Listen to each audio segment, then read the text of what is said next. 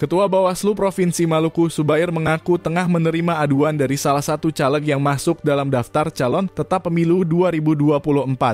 Kata dia, caleg tersebut telah melaporkan DPD dan DPP Partai Garuda yang merupakan partai politik dengan mengusung namanya sebagai caleg. Pasalnya, Partai Besutan Ahmad Rida Sabana ini dilaporkan karena dengan sengaja mencatut nama caleg bersangkutan untuk masuk sebagai caleg DPRD Maluku tanpa sepengetahuannya.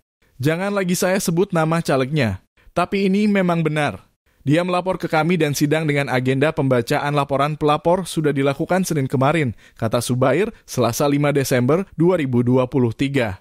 Kata Subair, semua tahapan yang dilakukan mulai dari persyaratan, berkas pendaftaran dan dokumen lainnya yang dimasukkan ke KPU tanpa diketahui sedikitpun oleh pemohon. Tribun X sekarang menghadirkan lokal menjadi Indonesia.